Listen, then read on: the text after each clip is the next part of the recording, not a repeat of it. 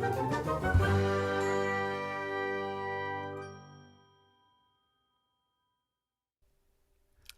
everybody.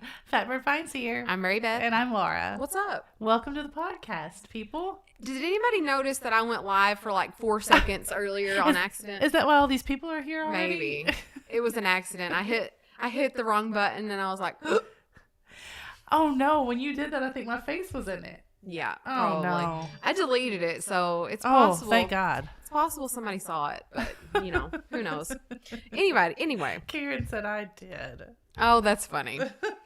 Okay, so we are live this time for the podcast. If you're joining on YouTube live, welcome. We're really excited. Yeah, so if we are going to be able to see comments. Yes. So that's a little different than what the podcast usually is. Exactly. So if you're listening to this later out there in podcast land on your favorite app, welcome. We would love for you to come over to YouTube and subscribe to our channel. Yes. Okay. So let's recap what's happened in the past chapter or so. Okay, you tell me what you think. I think I recapped last time. Okay. Well, so I remember that Victor has made the monster. It's just out running around. Nobody knows where it is. The creature. So Victor's just like so happy that it's gone. He's like just washed his hands of it. Uh-oh, somebody's saying there's an echo. Oh. Maybe we should fix that. Maybe. I don't know how to fix it.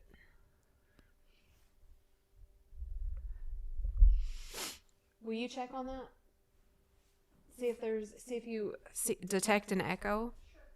Because we definitely want to fix that. Karen says you were walking away earlier. Okay. No echo here. Okay. Karen, what do you think? How's it I'm having sounding? Nikki check it. Okay. All right.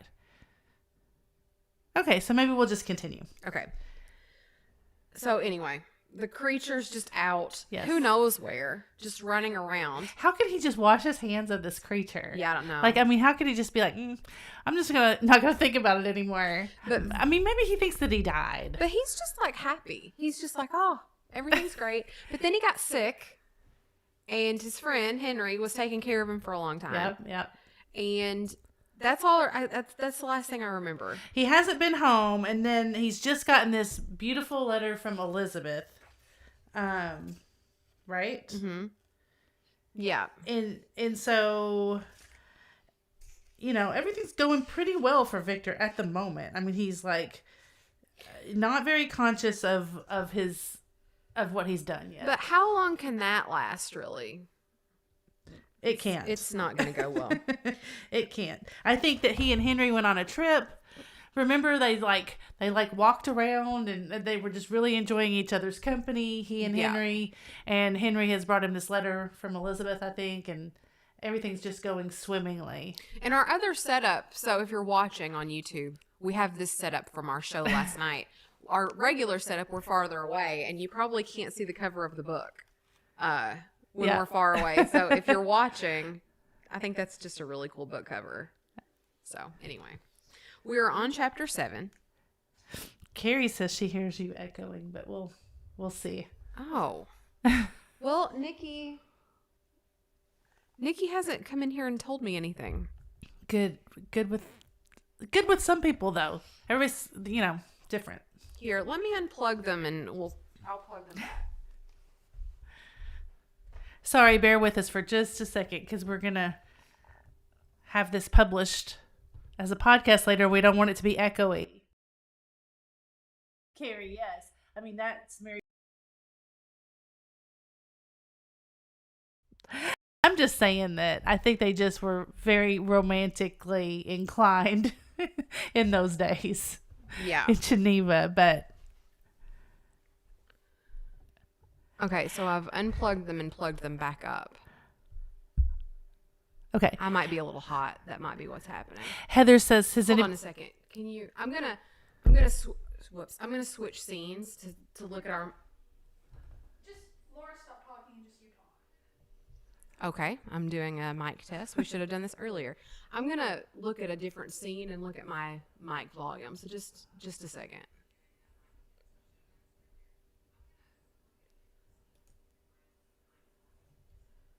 Okay, 40 and 41. I think that was the issue. I might have fixed it. No? I'm still echoey? It's not like an echo. It's like a reverberation. It's almost like an effect. Well, I don't have any effects on. We might have to. Okay, see if that helped.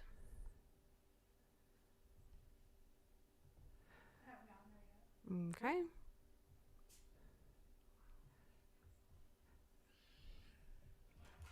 Okay, and then I've done something else, so see if that worked.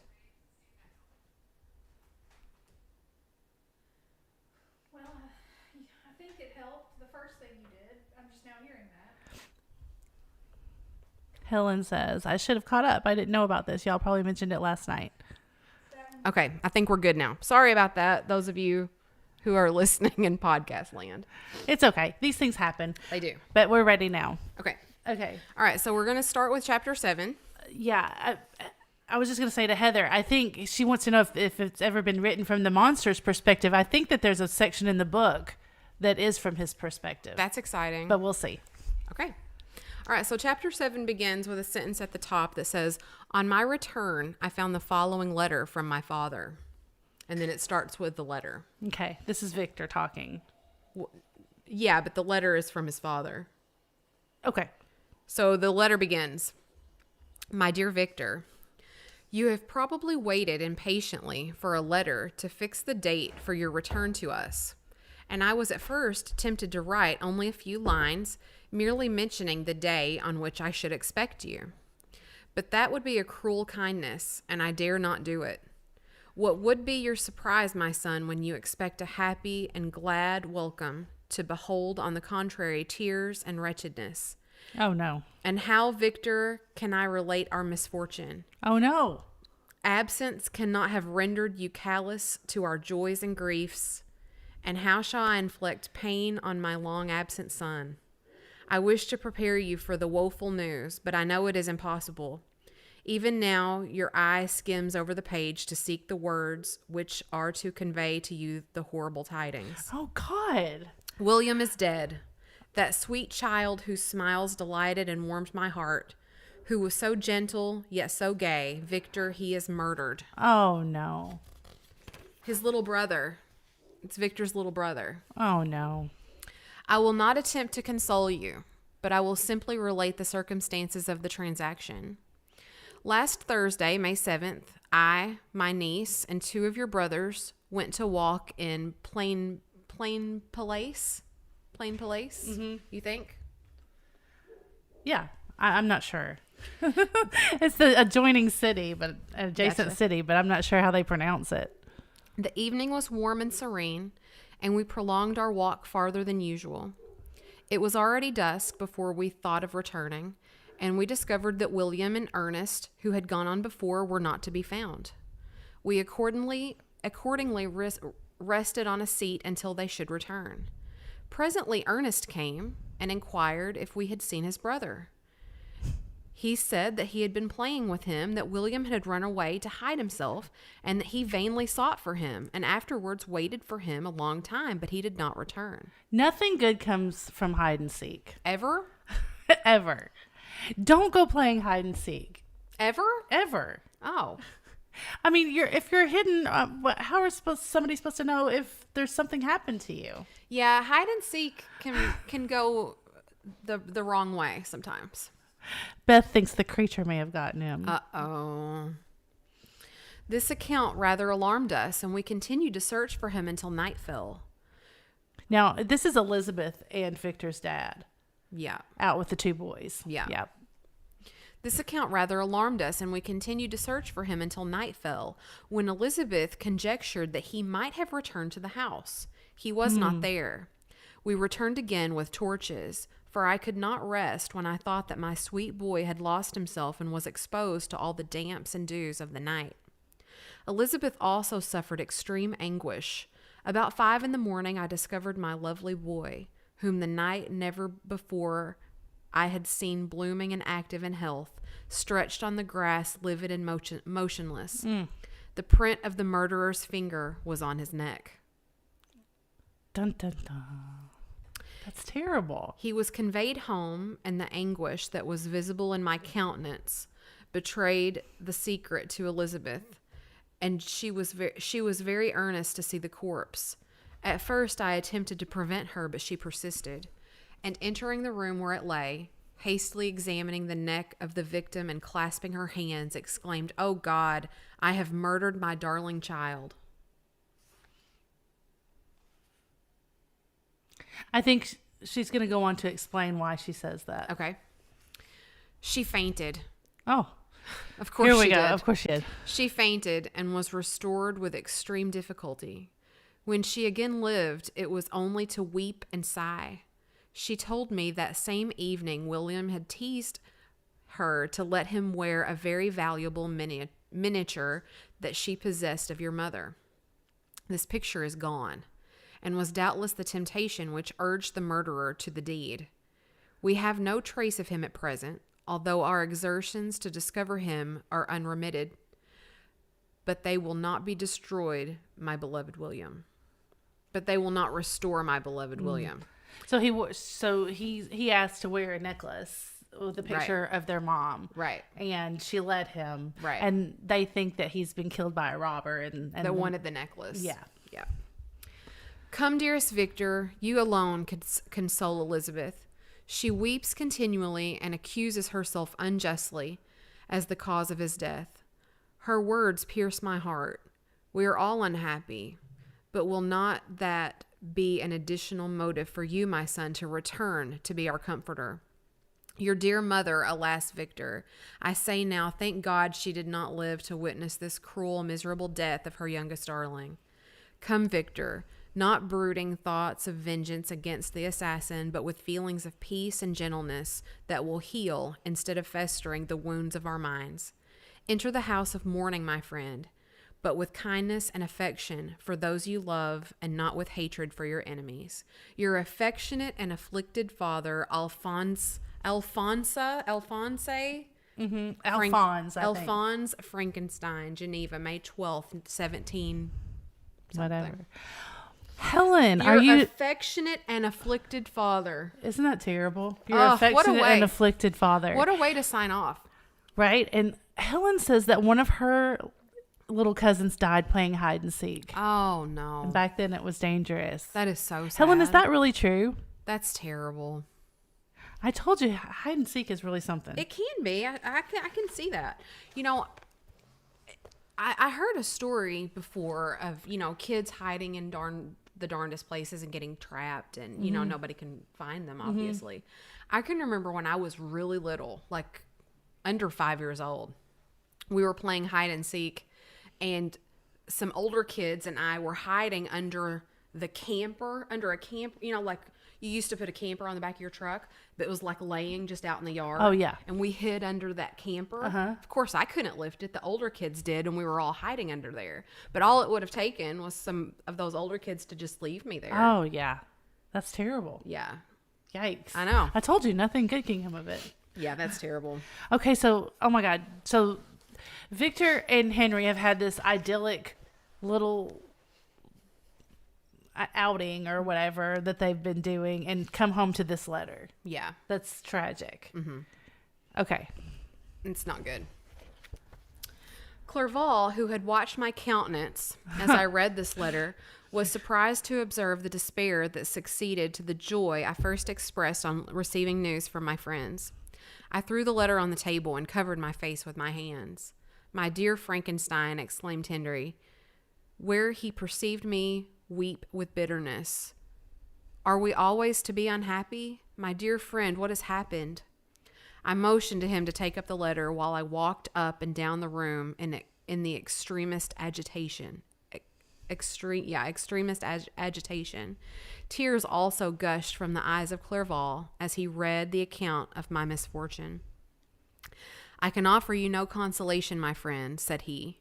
"Your disaster is irreparable. What do you intend to do?" "To go instantly to Geneva. Come with me, Henry, to order the horses."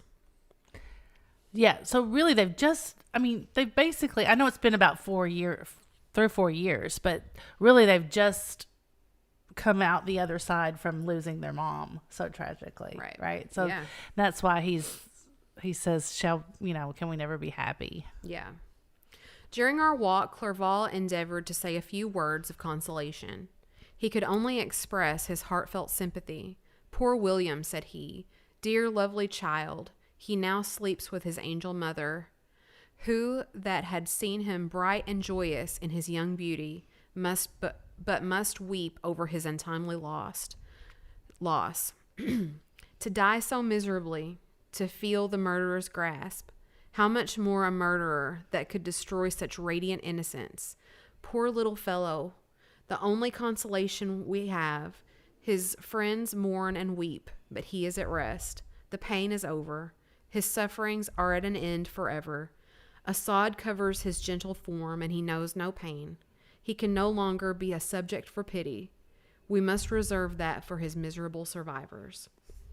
He's like so eloquent. Very. Yeah. They're all very eloquent. Yeah. He's just such a poet. Clerval spoke thus. We hurried through the streets. The words impressed themselves in my mind, and I remembered them afterwards in solitude. But now, as soon as the horses arrived, I hurried into a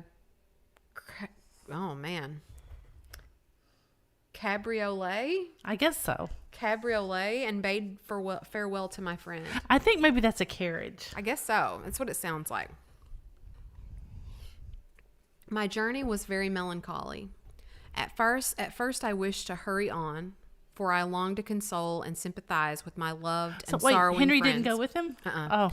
Yeah, Henry just went with him to get the horses. Okay. But when I drew near my native town, I slackened my progress. I could hardly sustain the multitude of feelings that crowded into my mind. I passed through the scenes familiar to my youth, but which I had not seen for nearly 6 years. 6 years. 6 years. Can you imagine? No. I can't either. How altered everything might be during that time. One sudden and desolating change had taken place, but 1,000 little circumstances might have by degrees worked other alterations, which, although they were done more tranquilly, might not be less decisive. Fear overcame me. I dared not advance, dreading 1,000 nameless evils that make me tremble, although I was unable to define them. I remained 2 days at Lausanne in this painful state of mind. I contemplated the lake. The waters were placid, all around was calm, and the snowy mountains, the palace of nature, were not changed. By degrees, the calm and heavenly scene restored me, and I continued my journey toward Geneva. The road ran by the side of the lake, which became narrower as I approached my native town. I discovered more distantly the black sides of Jura and the bright summit of Mont Blanc. I wept like a child. Dear mountains, my own beautiful lake, how do you welcome your wanderer? Your summits are clear. The sky and lake are blue and placid. To this no prognostic peace, or to mock at my unhappiness. Oh shoot! I hit my mic. Well, we've had a request from the studio audience that I should do sound effects while you're reading. That would really be something.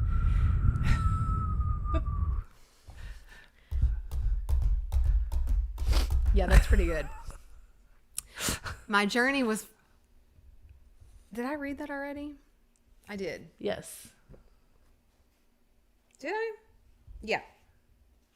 I think I'm done with that page. Okay. No, I'm not. He was being mocked by the beautiful nature surrounding him when you stopped. Yeah. I fear, my friend, that I shall render myself tedious by dwelling on these preliminary circumstances, but they were days of comparative happiness, and I think of them with pleasure. My country, my beloved country, who but a native can tell the delight I look in again, beholding thy streams, thy mountains, and more than all, thy lovely lake. So, I mean, he's happy to be home, but it's You can't be happy. Yeah. He's never going to be happy again. Never. Mary Beth. Never again. This is it. This is the, farewell to everything that's beautiful in his life here. Yeah. So he's having good feelings looking at this scenery, but yet as I drew nearer home, grief and fear again overcame me. Night also closed around, and when I could hardly see the dark mountains, I felt still more gloomily. The picture appeared a vast and dim scene of evil, and I foresaw obscurely that which I was destined to become the most wretched of human beings. Yes. Yikes. He's on the downhill. Alas, side. I prophesied truly and failed only in one single circumstance, that in all the misery I imagined and dreaded, I did not conceive the 100th part of the anguish that I was destined to endure. Wow. Yeah. It's extreme. It was completely dark when I arrived in the environs of Geneva.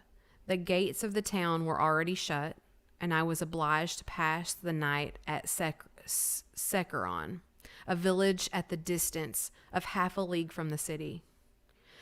Okay, so he couldn't get home. Yeah, the gates were closed. The sky was serene, and I was unable to rest. I resolved to visit the spot where my poor William had been murdered. Oh my God, in the middle of the night? Yeah. Oh. As I could not pass through the town, I was obliged to cross the lake in a boat to arrive at Plain Peleus. During this short voyage, I saw the lightnings play on the summit of Mount Blanc in the most beautiful figures. The storm appeared to approach rapidly, and on landing, I ascended a low hill that I might observe its progress. It advanced, the heavens were clouded, and I soon felt the rain coming slowly in large drops. Oh my gosh. But its violence quickly increased. Now there's a storm coming. He's out in the middle of the woods where his brother was killed. Yeah. And there's a storm. Yeah. I quitted my seat and walked on, although the darkness and storm increased every minute, and the thunder burst with a terrific crash over my head. It was echoed from Sèvres, the Jura and Alps of Savoy. Vivid flashes of lightning dazzled my eyes. Ooh, I wonder how that really would be. Because you know how you see in the movies, people are in Switzerland, and that's where they do all the yodeling and the echoing and stuff. So all that storm is just like some violent, echoey crashing. Yeah, I see what you mean. It was, Vivid flashes of lightning dazzled my eyes, illuminating the lake, making it appear like a vast sheet of fire. Then for an instant, everything seemed of a pitchy darkness, until the eye recovered itself from the preceding flash. The storm, as is often in the case in Switzerland, appeared at once in various parts of the heavens. The most violent storm hung exactly north of the town, over that part of the lake which lies between the promontory of Bellerive and the village of Coppet. Another storm enlightened Jura with faint flashes, and another darkened and sometimes disclosed the Mole, a peaked mountain to the east of the lake. So we've got lots of landmarks. You've summoned You've summoned the trolls with the talk of all the thunder and lightning. How is that? Thanks, Carrie got them though. Lord. Oh, I know, right? While I watched the tempest, so beautiful yet terrific, I wandered on with a hasty step. I mean, this is like the ultimate. I wish we could impress how scary this probably is. This is like the ultimate scary movie scene. Yeah. Thunder and lightning crashing everywhere. It's pouring down rain. You can't hardly see. When the lightning lights up is the only time when you can see something. And this guy is in this desperate. And he's blinded when it does happen. He's got these light spots in his eyes. He's in this desperately grieving state. And he's in the spot where his brother was killed. While I watched the tempest, so beautiful yet terrific, I wandered on with a hasty step. The tempest. This noble war in the sky elevated my spirits. I clasped my hands and exclaimed aloud, "William, dear angel, this is thy funeral, this thy dirge." As I said these words, I perceived in the gloom a figure which stole from behind a clump of trees near me. Oh my God. I stood fixed, gazing intently. I could not be mistaken. A flash of lightning illuminated the object and discovered its shape plainly to me, its gigantic stature, and the deformity of its aspect more hideous than belongs to humanity. Oh my God, it's him! Instantly informed me that it was the wretch, the filthy demon to whom I had given life. What did he there? Could he be, I shuddered at the conception, the murderer of my brother? Oh no. No sooner did The filthy demon. No sooner did that idea cross my imagination that I became convinced of its truth. My teeth chattered, and I was forced to lean against a tree for support. The figure passed me quickly, and I lost it in the gloom. Nothing in human shape could have destroyed that fair child. He was the murderer. I could not doubt it. The mere presence of the idea was an irresistible proof of the fact. I thought of pursuing the devil, but it would have been in vain, for another flash discovered him to me hanging among the rocks of the nearly perpendicular ascent of Mount Selev. Oh my God, he's like climbing the mountain. A hill that bounds plain Peleus on the south. He soon reached the summit and disappeared. I remained motionless. The thunder ceased, but the rain still continued, and the scene was enveloped in an impenetrable darkness. I revolved in my mind the events which I had until now sought to forget. The whole train of my progress toward the creation, the appearance of the work of my own hands alive at my bedside, its departure. 2 years now had elapsed since the night on which he first received life. And this was his first crime? Alas, I had turned loose into the world a depraved wretch, though whose delight was in carnage and misery. Had he not murdered Victor? My brother. I'm going to let you go from there. I'm getting thirsty. Okay. Oh my gosh. That's crazy. Victor, what did you think was going to happen? No one can conceive the anguish I suffered during the remainder of the night, which I spent cold and wet in the open air. But I did not feel the inconvenience of the weather. My imagination was busy in scenes of evil and despair. I considered the being whom I had cast among mankind and endowed with the will and power to effect purposes of horror, such as the deed which he had now done, nearly in the light of my own vampire, my own spirit let loose from the grave, and forced to destroy all that was dear to me. Day dawned, and I directed my steps towards the town. The gates were open, and I hastened to my father's house. My first thought was to discover what I knew of the murderer and cause instant pursuit to be made. But I paused when I reflected on the story that I had to tell. A being whom I myself had formed and endued with life had met me at midnight among the precipices of an inaccessible mountain. I remembered also the nervous fever with which I had been seized just at the time that I dated my creation, and which would give an air of delirium to a tale otherwise so utterly improbable. Yeah, so what's he gonna do? He's like... on one hand, he's like, I feel very confident that this dude has, like, shanked my brother. Yes. But on the other hand... He's like, I can't tell anybody this because then I'm going to have to be like, guys, I've got to tell you something. I've created this creature. Okay, so let's go back a few years. I was crazy and I made this dude and I think he might have killed my brother. I mean, you can't just say that. No, nobody's even going to believe him. So they're going to put him away. Yeah. So he probably needs to be put away. Probably. I well knew that if any other had communicated such a relation to me, I should have looked upon it as the ravings of insanity. Yeah. Besides, the strange nature of the animal would elude all pursuit, even if I were so far credited as to persuade my relatives to commence it. And then of what use... And then of what use would be pursuit? Who could arrest a creature capable of scaling the overhanging sides of Mount Selev? Right.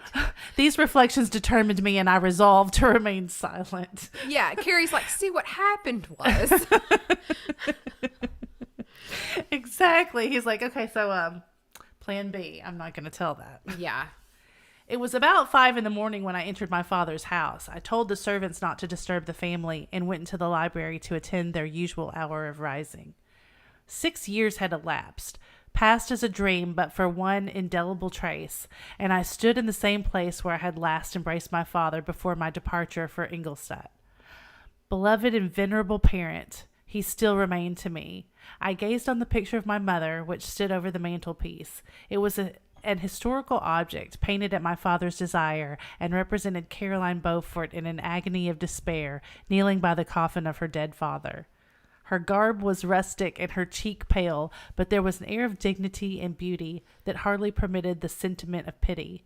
Below this picture was a miniature of William, and my tears flowed when I looked upon it. While I was thus engaged, Ernest entered.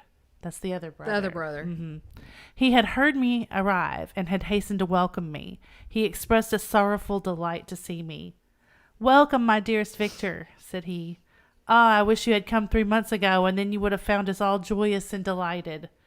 You come to us now to share a misery which nothing can alleviate, yet your presence will, I hope, revive our father, who seems sinking under his misfortune, and your persuasions will induce poor Elizabeth to cease her vain and tormenting self-accusations. Poor William, he was our darling and our pride."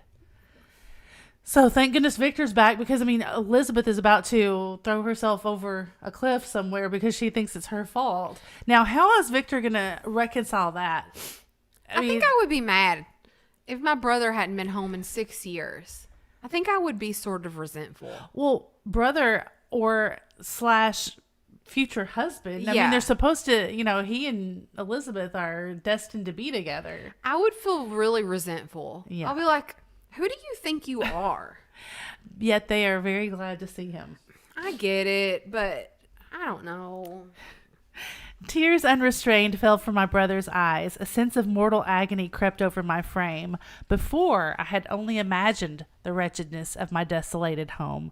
The reality came on me as a new and not less terrible disaster. I tried to calm Ernest. I inquired more minutely concerning my father, and her I named my cousin. "She most of all," said Ernest, "requires consolation. She accused herself of having caused the death of my brother, and that made her very wretched. But since the murderer has been discovered..." Oh. The murderer discovered? Oh. Good God, how can that be? How can that be? Who could attempt to pursue him? It's impossible. One might as well try to overtake the winds or confine a mountain stream with a straw. Is he saying that or I thinking saw it? him. He's thinking it. I saw him too. He was free last night. Oh no, he's saying it. He's saying it. Oh no, what So are you doing? he's like- you're telling on yourself. Well, yeah, but he, he just knows that it's Right. him. So he's assuming that Ernest knows that too. Yeah. "I don't know what you mean," replied my brother. Ernest is like, what? In accents of wonder. "But to us, the discovery we have made completes our misery. No one would believe it at first, and even now Elizabeth will not be convinced, notwithstanding all the evidence. Indeed, who would credit that Justine Moritz, who was so amiable and fond of all the family, could suddenly become capable of so frightful, so appalling a crime?" Justine? Poor Justine. Justine's like going about her day. We don't even know Justine really in this book. Not very well. Here they think that she's murdered this. She's the house girl, right? Yes. Yeah. Yes. But she was kind of taken into the house though as more almost a member of the family. Right. But a servant of the house. Yeah. Yeah. And then, okay, so Victor says, "Justine Moritz, poor girl, is she the accused? But it is wrongfully. Everyone knows that. No one believes it. Surely, Ernest." Victor, let me just say, Victor, if you let her go down for this, Yeah. I am so pissed right now. Right? Yeah. Victor, you are just the worst. I mean, he knows. He knows she didn't do it. Victor, I'm telling you, don't let her go down for this. I'm coming for you. Damn. Okay, so he said, like, surely nobody believes this, Ernest. And Ernest says, no one did at first, but several circumstances came out that have almost forced conviction upon us, and her own behavior has been so confused as to add to the evidence of facts a weight that I fear leaves no hope for doubt. But she will be tried today, and you will then hear all. It's only been a few days, hasn't it? I don't know. I mean, I think it probably took Victor some days to get there. Yeah, you're right. It probably took a while. He related that the morning on which the murder of poor William had been discovered, Justine had been taken ill and confined to her bed for several days. During this interval, one of the servants, happening to examine the apparel she had worn on the night of the murder, had discovered in her pocket the picture of my mother, which had been judged to be the temptation of the murderer. Uh-oh. The servant instantly showed it to one of the others, who, without saying a word to any of the family, went to a magistrate, and upon their deposition, Justine was apprehended. On being charged with the fact, the poor girl confirmed the suspicion in a great measure by her extreme confusion of manner. Okay, let's back up a second. We have jumped to the conclusion that this creature was the murderer. Maybe we are being not very nice here. Maybe. Because the creature hasn't done anything wrong at this point. Why do we jump to that conclusion? Exactly, right? We've got evidence here for Justine. There's a piece of proof. Poor Justine. Small. I don't know. Small. I don't know. I'm not saying Justine did it, but I'm saying we have zero proof or clues that the creature has done it, except Victor just feels it in his heart. Right. So maybe we're terrible people. And Victor's, of course, guilty conscience right. is leading him to believe but that. But maybe we should call ourselves out for what we are. We're being judgmental. Calling ourselves out. All right. Let's see. Okay. This was a strange tale, but it did not shake my faith, and I replied earnestly, "You are all mistaken. I know the murderer. Justine, poor good Justine, is innocent." So maybe he's going to try a little bit. He's telling on himself. At that instant, my father entered. I saw unhappiness deeply impressed on his countenance. But he endeavored to welcome me cheerfully, and after we had exchanged our mournful greeting, would have introduced some other topic than that of our disaster, had not Ernest exclaimed, "Good God, Papa! Victor says he knows who was the murderer of poor William." "We do also, unfortunately," replied my father, "for indeed I had rather have been forever ignorant than to have discovered so much depravity and ingratitude in one I valued so highly." "My dear father, you are mistaken. Justine is innocent. If she is, God forbid that she should suffer as guilty. She is to be tried today, and I sincerely hope, that she will be acquitted." Okay. Back up a second. Also, if I had taken this person into my home and like raised them as a part of the family, and it would take a lot more than just a picture in her pocket to convince me that she was guilty. Mm-hmm. They all feel on board that she did it. That's sketchy to me. I mean, if all of a sudden something happened and you had a little piece of proof on you that maybe you had done something, I wouldn't believe it. It would take a lot for me to believe that you were capable of something like that. True. Okay, so Victor, it's back to Victor. He says, this speech calmed me. I was firmly convinced in my own mind that Justine, and indeed every human being, was guiltless of this murder. I had no fear, therefore, that any circumstantial evidence could be brought forward strong enough to convict her. My tale was not one to announce publicly. Its astounding horror would be looked upon as madness by the vulgar. Did anyone indeed exist except I, the Creator, who would believe, unless his senses convinced him, in the existence of the living monument of presumption and rash ignorance which I had let loose upon the world? Wow. We were soon joined by Elizabeth. Time had altered her since I last beheld her. I bet. Victor, it's been 6 years. God.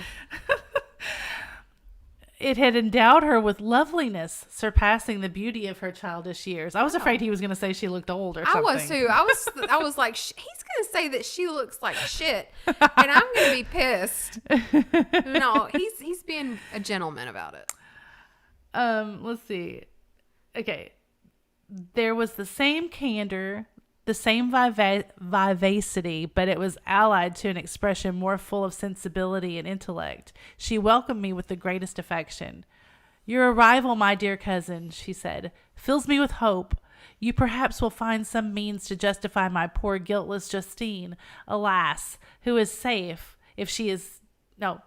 Alas, who is safe if she be convicted of crime? I rely on her innocence as certainly as I do upon my own. Our misfortune is doubly hard to us. We've not only lost that lovely, darling boy, but this poor girl, whom I sincerely love, is to be torn away by even a worse fate. If she is condemned, I never shall know joy more. But she will not. I'm sure she will not. And then I will be happy again, even after the sad death of my little William. She's innocent, my Elizabeth, said I. And that shall be proved. Fear nothing, but let your spirits be cheered by the assurance of her acquittal. How kind and generous you are. Everyone else believes in her guilt, and that made me wretched, for I knew it was impossible, and to see everyone else prejudiced in so deadly a manner rendered me hopeless and despairing. And she wept. Dearest niece, said my father, dry your tears. If she is, as you believe, innocent, rely on the justice of our laws and the activity with which I shall prevent the slightest shadow of partiality. That's the end of the chapter. I don't have a lot of faith in the justice system. Right? I will hold that. Okay. So, remember, countenance is the drinking word of the day. Hey, Sugar Britches. So, I think I'm mad at myself and I'm mad at these people. I'm mad at myself for jumping to the conclusion that it was the monster. And then I'm mad at these people for just assuming that it's Justine. Just like fight for her, man. She's your family. Right. Yeah. I know. It would take me a lot of convincing. I know. To believe that somebody I love was capable of something like that. And here's Victor. They're saying we're out of focus and all of this is in focus. Oh, really? I mean, it's ridiculous because I don't know. That's just crazy to just jump to that conclusion. Yeah. Anyway. I guess what are they supposed to think? They don't know about the creature. True. But Victor should fess up, man. I think we can read one more. Oh, yeah. It's kind of long, but it'll be okay. We've got to get at least 2 chapters an episode. I keep hitting my microphone. We're close to halfway through. Okay, here we go. Chapter 8. We passed a few sad hours until 11 o'clock when the trial was to commence. Great. My father and can you imagine sitting around waiting for that? No.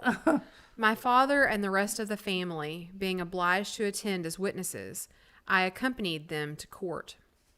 During the whole of this wretched mockery of justice, I suffered living torture. It was to be decided whether the result of my curiosity and lawless devices would cause the death of my fellow beings.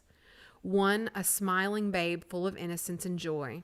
The other, far more dreadfully murdered, with every aggravation of infamy that could make the murderer memorable in horror. Yeah, just when you think that you've hit a low point, right? You just lost your brother to some murderer. Then you find out, secondly, he finds out that it's the creature that he created with his stupidity. He thinks it is the creature. And then thirdly, your other family member is accused and it's going to be thrown in prison or whatever for this murder. He's like ruined life after life after life. Right? Yeah. Crazy. Now I've lost my place. I'm sorry. You have to put your thumb there when I start talking. Yeah, I guess so.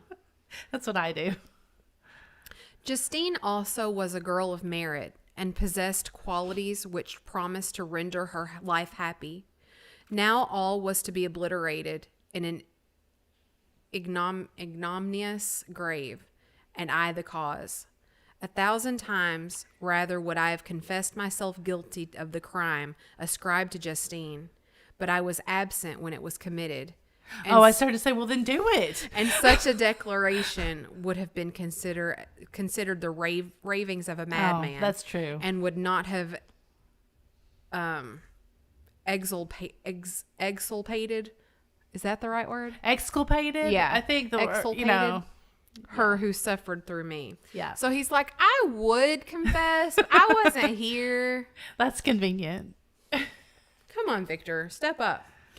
The appearance of Justine was calm. She was dressed in mourning, and her countenance, always engaging, was rendered by the solemnity of her feelings, exquisitely beautiful. Yet she appeared confident and innocent, and did not tremble, although gazed on and extricated by thousands. For all the kindness which her beauty might otherwise have excited was obliterated in the minds of the spectators by the imagination of the enormity she was supposed to have committed. Yeah, a trial was a spectacle back in the day. Yeah. Angry mobs and such. She was tranquil, yet her tranquility was evidently constrained. And as her confusion had before been adduced as a proof of her guilt, she worked up her mind to an appearance of courage. When she entered the court, she threw her eyes round it and quickly discovered where we were seated.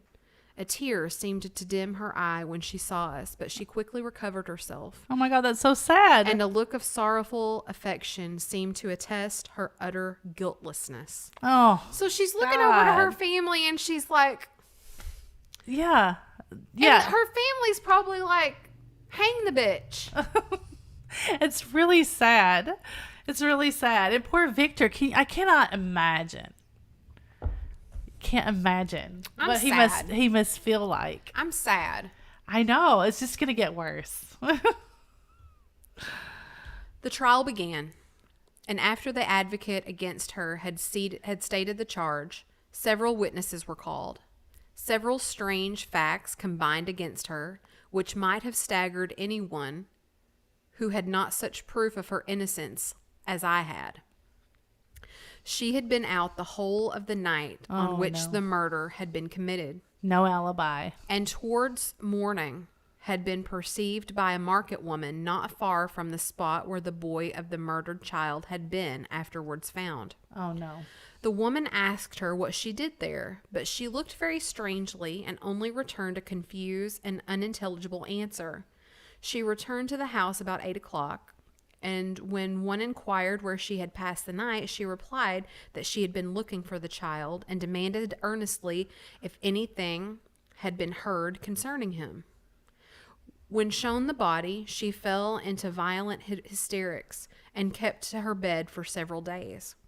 The picture was then produced, which the servant had found in her pocket, and when Elizabeth, in faltering voice, proved that it was the same which, an hour before the child had been missed, she placed round his neck, a murmur in horror and indignation filled the court.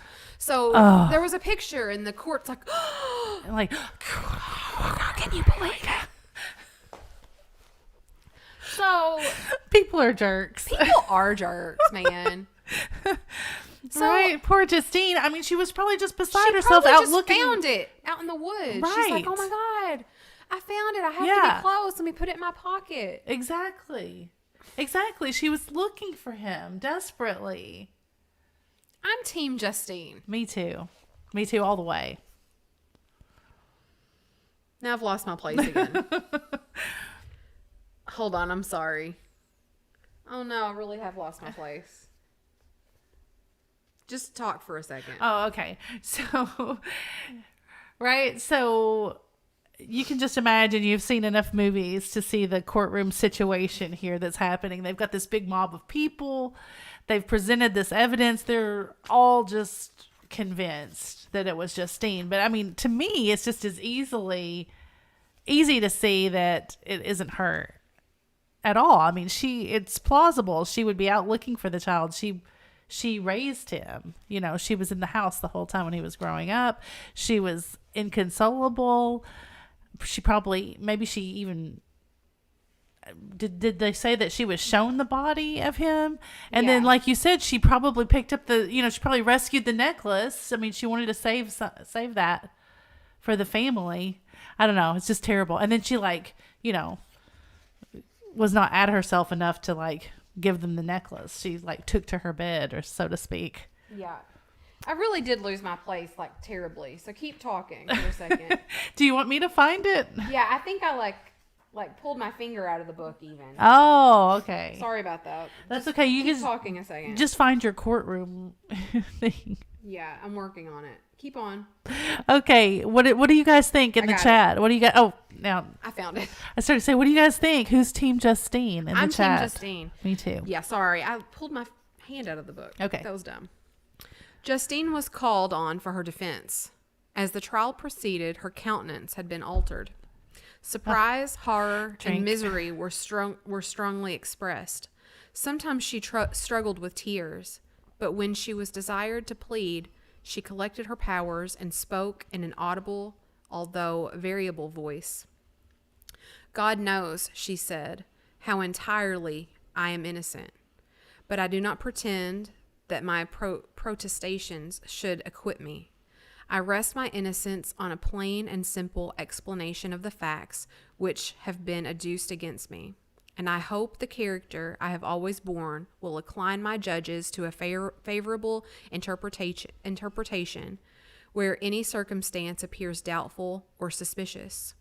She then related that, by the permission of Elizabeth, she had passed the evening of the night on which the murder had been committed at the house of an aunt at Cheyne, a village situated about a league from Geneva.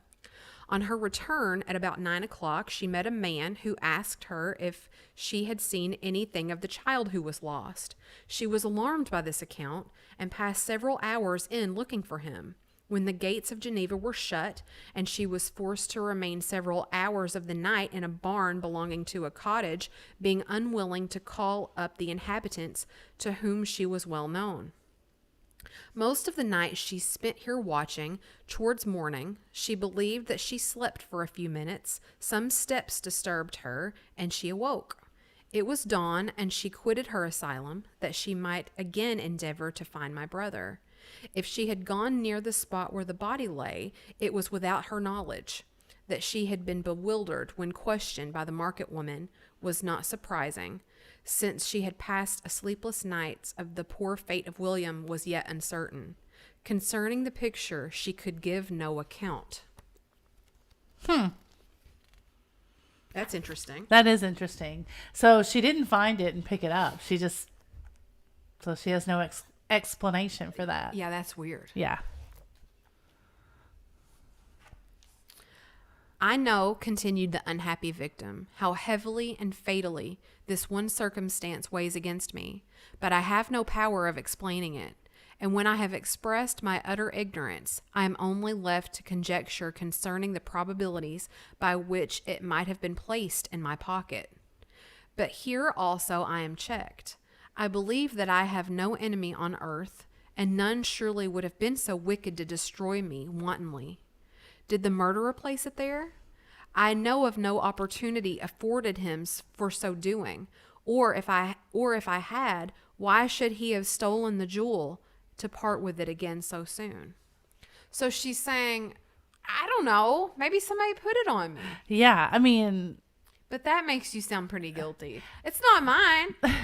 Somebody put it there. I guess it sort of makes you sound guilty. The cops put the drugs in my car.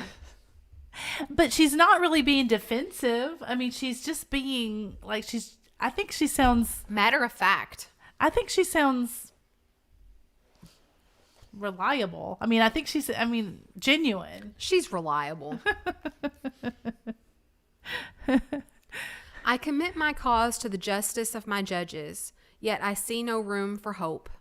I beg permission to have a few witnesses examined concerning my character, and if their testimony shall not overweigh my supposed guilt, I must be condemned, although I would pledge my salvation on my innocence.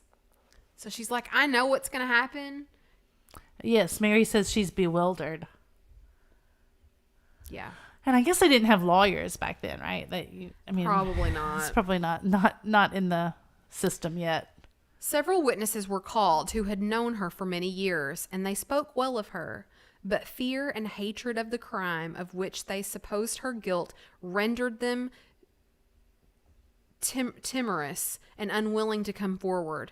Elizabeth saw even this last resource, her excellent dispositions and irreproachable conduct, about to fail the accused when, although violently agitated, she desired permission to address the court. You want me to read? No, are you mad at me? No, no.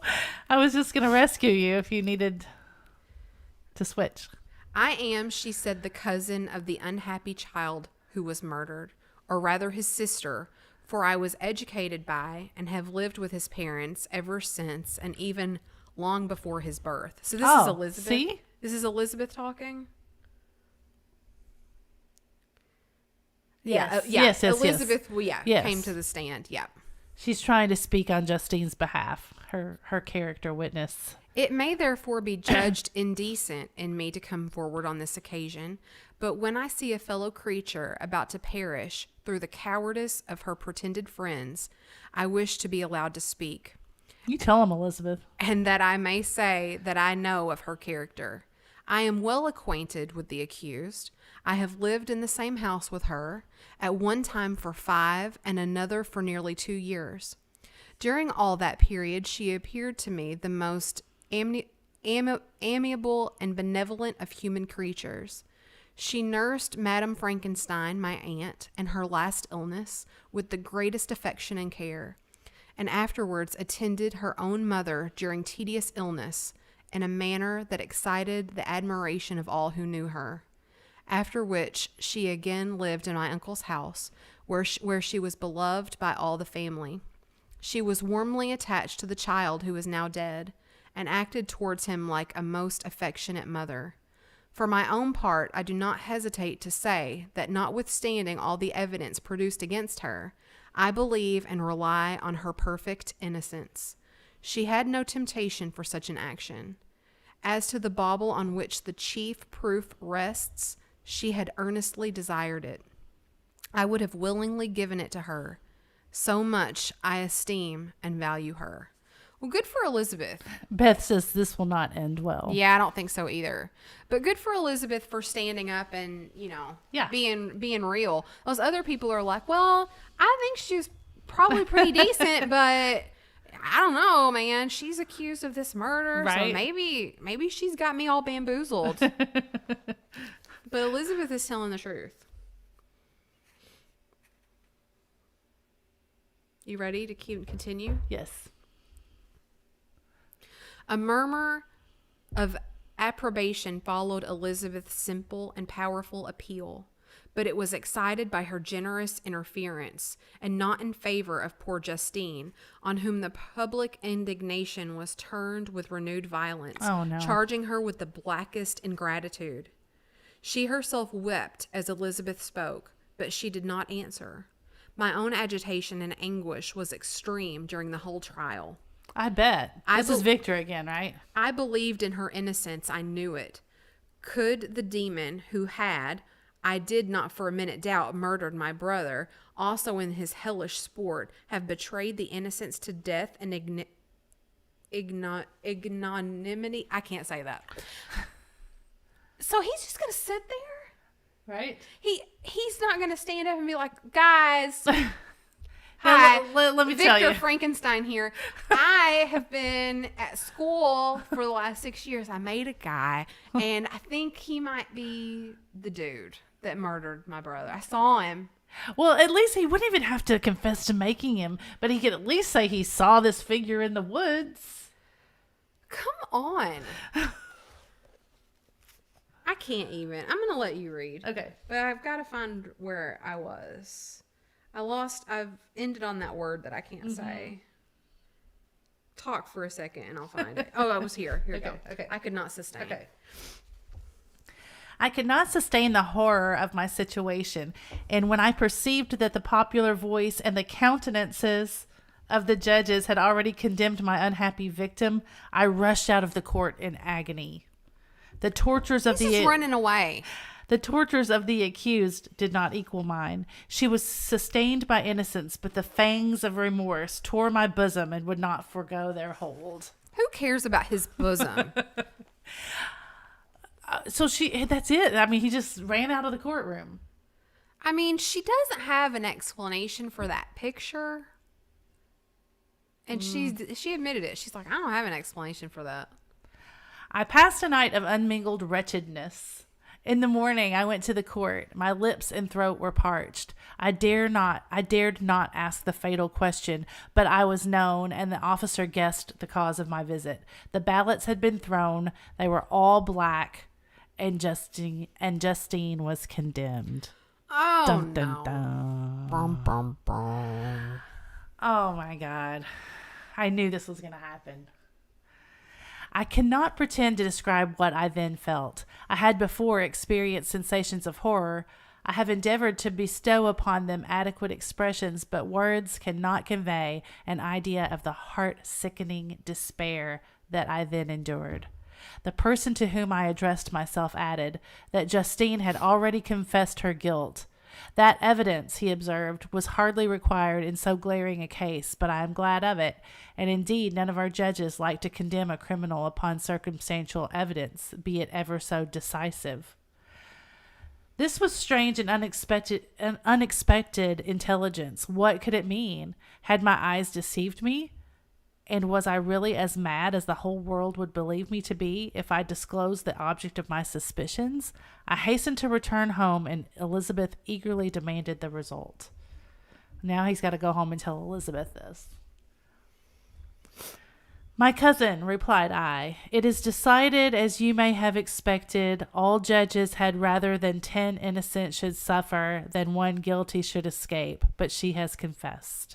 She confessed? Yeah, you didn't hear that? That's what No, I missed that part. Yeah, the guy was telling her that they were glad that they had circumstantial evidence, but they were glad that she admitted the crime. Why did she do that? Did she do it? I mean, I don't think so, but let's see. I think that we're going to find out. Yes, this was a dire blow to poor Elizabeth, who had relied with firmness upon Justine's innocence. Alas, said she, how shall I ever again believe in human goodness? Justine, whom I loved and esteemed as my sister, how could she put on those smiles of innocence only to betray? Her mild eyes seemed incapable of any severity or guile, and yet she has committed a murder. Soon after we heard that the poor victim had expressed a desire to see my cousin, my father wished her not to go, but said that he left it to her own judgment and feelings to decide. Yes, said Elizabeth, I will go, although she is guilty, and you, Victor, shall accompany me. I cannot go alone. The idea of this visit was torture to me, yet I could not refuse. I'm so confused. So Justine, they've came back and they voted to her guilty, right? Yeah. They voted her guilty. She confessed probably after that. I mean, she probably was like, well, what the heck? I'm just going to tell him. I don't know why she did that. Unless she actually did. But now she's asked to see Elizabeth. I mean, I guess she's waiting her punishment, and she's asked to see Elizabeth, and Elizabeth's going, and she's like, by God, Victor, you're going with me. Yeah. I'm not going by myself. I wonder if it's like today's things where if you plead guilty, you get a smaller sentence. Maybe she was trying to spare her life. Which I don't understand that, but that's another that's another podcast altogether. Yeah. So let's see what she says when they go see her. We entered the gloomy prison chamber and beheld Justine sitting on some straw at the farther end. Her hands were manacled and her head rested on her knees. She rose on seeing us enter, and when we were left alone with her, she threw herself at the feet of Elizabeth, weeping bitterly. My cousin wept also.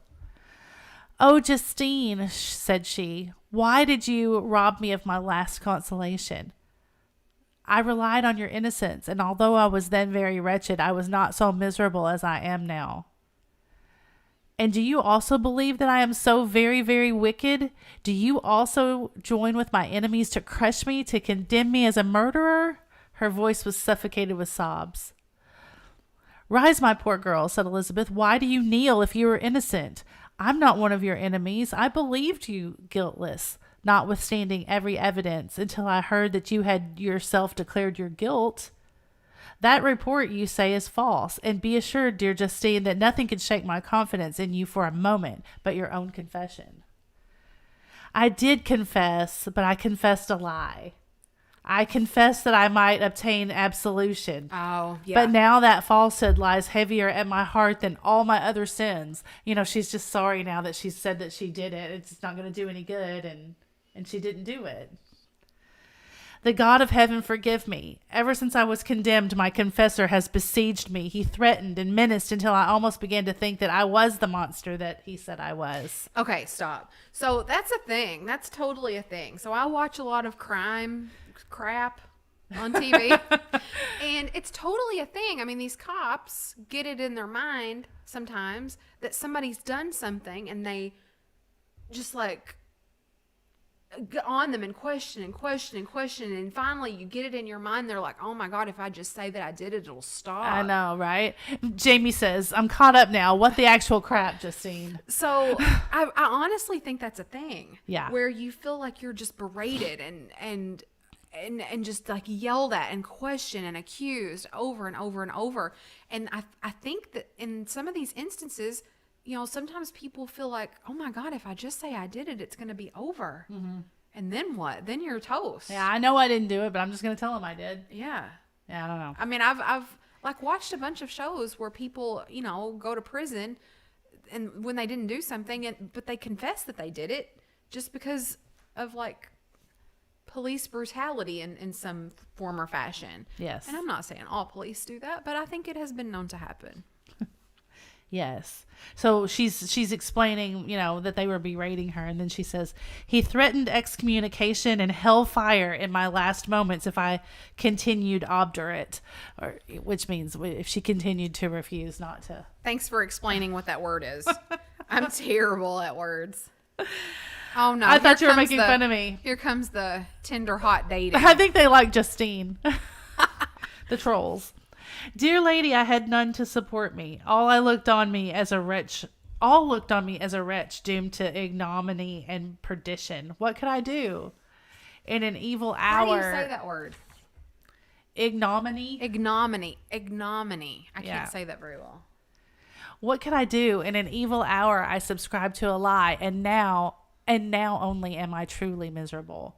So now she's just, I mean, God, how could it, you think it can't get any worse, and then it's worse. Now she's been found guilty, and now she's heartbroken because she has confessed and she didn't really do it. She is just wretched. She paused weeping and then continued, I thought with horror, my sweet lady, that you should believe your Justine, whom your blessed aunt had so highly honored and whom you loved, was a creature capable of a crime which none but the devil himself could have perpetrated.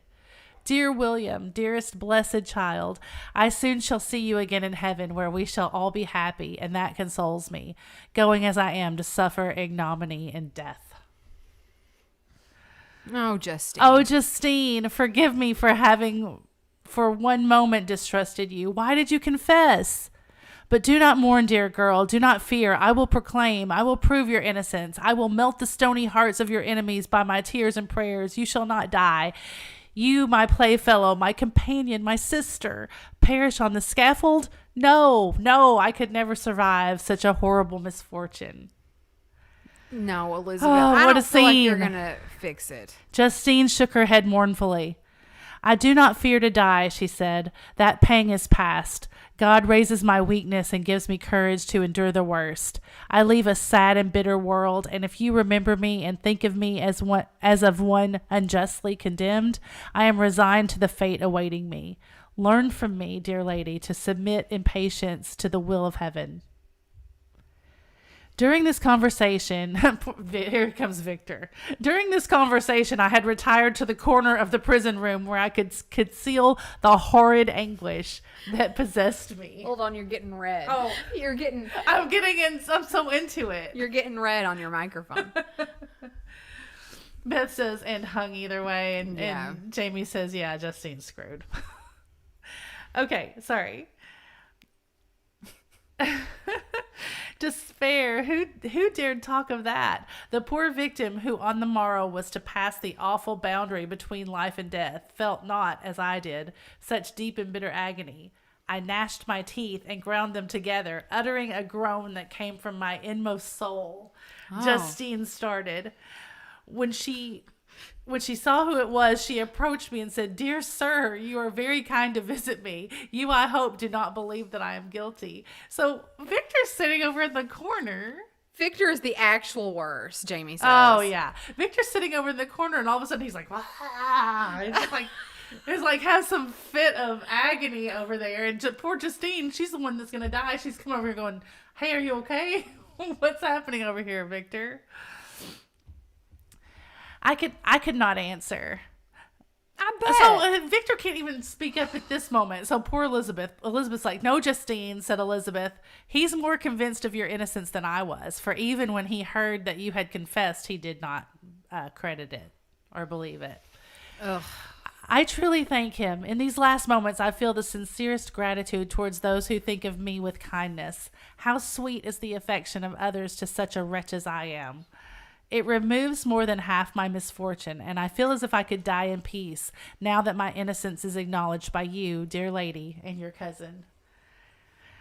Thus, the poor sufferer tried to comfort others and herself. She indeed gained the resignation she desired, but I, the true murderer, felt the never-dying worm alive in my bosom, which allowed of no hope or consolation. Elizabeth also wept and was unhappy, but hers also was the misery of innocence, which like a cloud that passes over the fair moon, for a while hides but cannot tarnish its brightness. Anguish and despair had penetrated into the core of my heart. I bore a hell within me which nothing could extinguish. We stayed several hours with Justine, and it was with great difficulty that Elizabeth could tear herself away. "I wish," cried she, "that I were to die with you. I cannot live in this world of misery." Elizabeth is Poor a good Elizabeth. person. If Elizabeth had made a person, a creature, and if this were reversed, Elizabeth would totally have gone to the judge and be like, "Listen, I made this guy. He's out running around on the loose. I really think that that's what you need to be looking for right now. Justine did not do this." But Victor's just over there like drumming his fingers on the table or ripping his own heart out, but like not helping anybody in the process. He is just the worst. Justine assumed an air of cheerfulness. This is really sad. Yeah. But I mean, this is terrible. Justine assumed an air of cheerfulness while she with difficulty repressed her bitter tears. Sorry. She embraced Elizabeth and said in a voice of half-suppressed emotion, "Farewell, sweet lady, dearest Elizabeth, my beloved and only friend. May heaven in its bounty bless and preserve you. May this be the last misfortune that you will ever suffer. Live and be happy and make others so." Wow. God, that's really sad. Jamie says, "Yeah, Elizabeth wouldn't have just ditched the monster and ran away like a chicken. She would have handled her shit." Exactly. Yeah, absolutely. And she probably could have helped Victor too if he had at least told her. Exactly. And on the morrow, Justine died. Oh, God.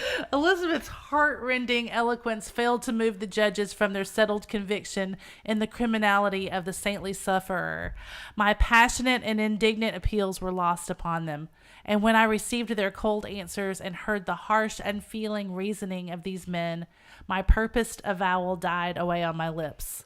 Thus I might proclaim myself a madman, but not revoke the sentence passed upon my wretched victim. She perished on the scaffold as a murderess. Yikes. From the tortures of my own heart, I turned to contemplate the deep and voiceless grief of my Elizabeth. This also was my doing, and my father's woe, and the desolation of that late so smiling home, all was the work of my thrice accursed hands. Ye weep, unhappy ones, but these are not your last tears. Again shall you raise the funeral wail, and the sound of your lamentations shall again and again be heard. Frankenstein, your son, your kinsman, your early much-loved friend, he who would spend each vital drop of blood for your sakes, who has no thought nor sense of joy except as it is mirrored also in your dear countenances.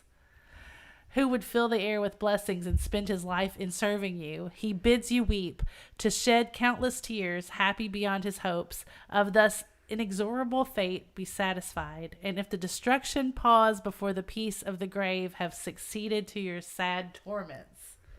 Wow. Jamie's like, yeah, this is all your fault, Victor. Good freaking job. Now who's the wretch? Yeah. Antique agenda. That's Thus great. spoke my prophetic soul, as torn by remorse, horror, and despair. I beheld those I loved spend vain sorrow upon the graves of William and Justine, the first hapless victims to my unhallowed arts. How can he live with himself? Yeah, so, first of all, he makes this creature. It runs away, and he's just like, nah, great. I'm going to do what I want to do with my friend, with William. No, not William, Henry. Yeah. I'm just hang out with Henry for a few years. Mm-hmm. That's cool. I'm not going to think about that creature anymore. And then the creature kills his brother, and he goes home, and his house girl is about to be murdered, and he's just like, yeah, I probably won't say anything about that. Well, I mean, he's not like that. He is tormented, but he I just know doesn't he's do tormented, but he's not doing anything. Don't Jamie says the first victims. That means there's more coming. If- the first hapless victims to my unhallowed arts. If you make something, Unhallowed arts. That's a cool phrase. if you make a pie and you just leave it out on the counter, it's going to mold eventually. You've got to do something about it. If you see something, say something. If you see something, say something. And if you make a creature, you got to have some sort of like a plan, and you've got to assume some responsibility. If you have a dog and it goes out and bites somebody, you can't just be like, Jamie says, eat the damn pie. put it on a leash. Put your dude on a leash. Give him a name. Give him a job. Give him some clothes. He's probably naked. And do something. I know. I'm in a bad mood. That's really made you in a bad mood. Yeah. Well, that's it. I mean, I think that we're going to have to stop there. We've done our 2 chapters. Yeah. We're going to let that soak in for a minute. Yeah. Poor Justine. I mean, they just hung Rip. her. They hung her. Rip, Justine. The end. Eat the damn pie. That's right. I'm telling you. No, it's not the end yet, though, Mary Beth. That's the bad part. It's not even the end. This is the first that we know of the terrible. Well, he says it. The first hapless victims to my unhallowed arts. That's what I keep telling you. Yeah. Yeah. So there's more to come. I mean, we're only halfway through the book. But it's been 2 years. I mean, he could have killed somebody already that we don't know about. Right. Yeah. Well, this has been the podcast, Tales from the Fit Out Closet with Mary Beth and Laura, Fatbird Finds. We're really glad that you've joined us here live this Saturday afternoon. We will be putting this podcast up on all your favorite podcasting sites here shortly. What else do we do? Where do you like to listen to podcasts? I don't know, Apple Podcasts? Yeah, I use Spotify, but it's on all the major ones. It's on it's on a lot of them. It's on about 10 or 12, I think, podcast sites, just so you know. It should be on your favorite one. So anyway, if you're out there in podcast land listening, make sure you follow the podcast. We would love for you to come over to YouTube and subscribe to our channel here. Our regular gig is that we resell vintage collectibles on our YouTube channel and eBay. We also have a Friday night show called Flippin and Sippin, where we celebrate the weekend, have a drink, sell a few items, and have some fun. Yeah. So this podcast is a little out of our box, but we're having a good time doing it. So we hope that you join us for the rest of it. Exactly. So if you're listening to this later on YouTube, make sure you leave us a comment. Let us know what you think of the story so far. And we're excited. Anything else? I think that's it. All right, everybody. Well, as always, have a great rest of your weekend. Give this video a thumbs up before you go. And as always, make sure you stay tuned to see what Fatbird finds next. And we'll see you next time. Bye, everybody.